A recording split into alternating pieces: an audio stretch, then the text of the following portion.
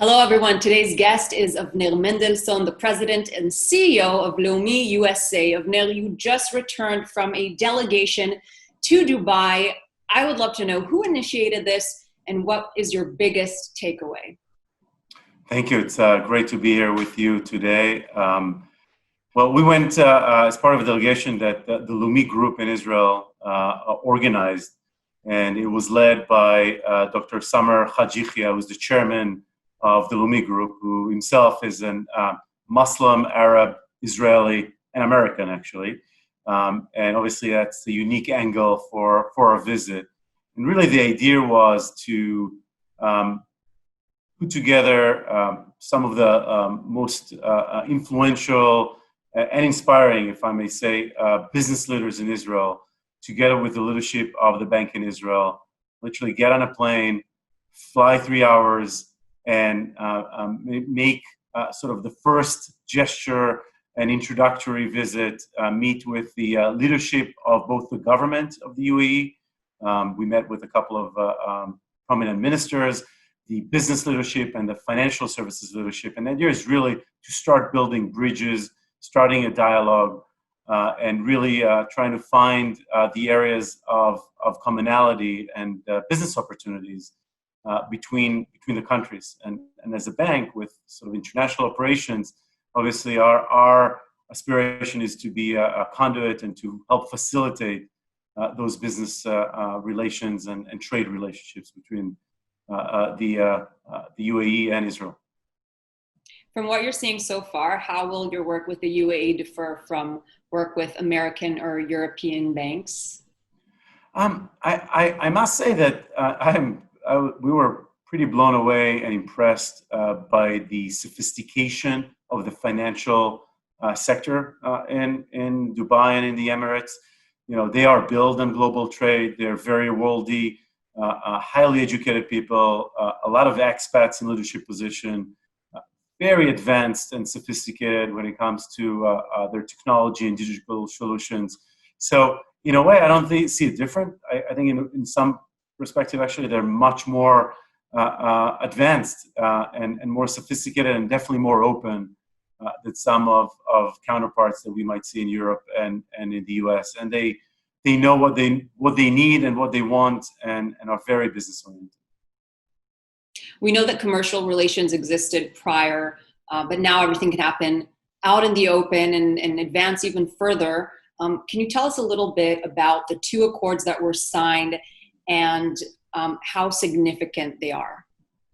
So I think they're significant because they are real MOUs that the bank has signed with two of the leading financial institutions in the Emirates, and it's really about ensuring that we're able to facilitate the movement of money and transfer of goods through the movement of money between those countries, so we can help follow our customers in Israel as they venture into business activities in the UAE and vice versa. It was as a gesture and sort of it was symbolic that we've made a $180 transfer, which was the first SWIFT international direct money transfer between an Israeli bank and an Emirate bank. And I think sort of that symbolizes really that this pipe has been put in place. You know, you've alluded to the element that relationships have existed in the past, but more under the radar. And frankly, our bank here in the U.S. has been a critical part of that sort of triangle.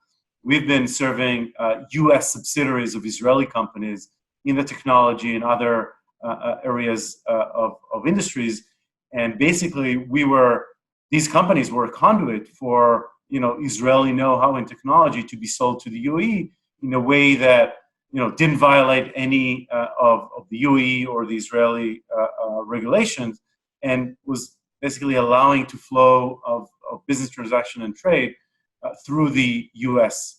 entity. So now you won't be as relevant. We're losing business out of this, I suspect, which is fine by me. Can you tell us what sectors is Leumi looking to focus on for investment? So a big part of the trip was really to have the conversation, the dialogue with both the government leadership there. We met with the Minister of Economic Affairs in the UAE government. We met with the Director General of the Abu Dhabi Investment Office. We met with leaders of some of the biggest conglomerates, and of course with the leaders of the banking sector, was really to try and understand, what are they looking for? It's great that we have interest and we want to sell or we want to go into business, but we need to understand our partners and we need to understand the areas of where there is needs, but also where we might have competitive advantages. I think we came with very clear understanding of their priorities in areas where we believe there is sort of competitive edge and value add for the Israeli economic ecosystem. First and foremost, it's clear that anything around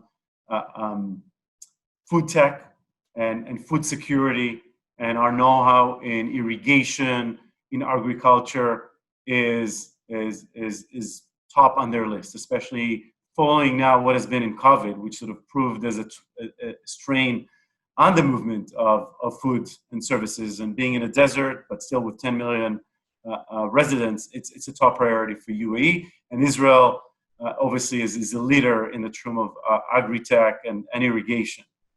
Second area is around clean tech, both in terms of water desalination, water treatment and recycling, as well as alternative energy, solar energy. They don't lack sun, and I can tell you, being there in 120 degrees all day with the sun out there, and Israel is a solar a powerhouse with companies such as SolarEdge and others, and Light, who was with us on the delegation, who are really world leaders in terms of technology there. Third area is general security, cyber security, and defense. Obviously, there is a common interests, and there is a lot of know-how that can be served through that. And then I would say overall technology is obviously what Israel is known as, startup nation, but more specifically healthcare. The UAE is almost like a healthcare tourist destination, and they want to develop that. I think with a lot of the healthcare and healthcare services know-how that exists in Israel, we can help support that. And after that, I think come things that are sort of our more conventional trade, real estate investments, and tourism.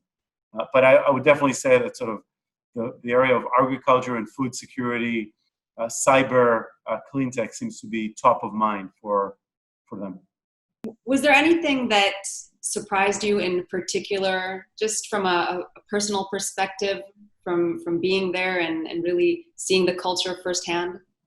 Yeah, so it's funny. I've never been to Dubai or the Persian Gulf, despite having a German passport. All my family has a German passport, so we were able to go.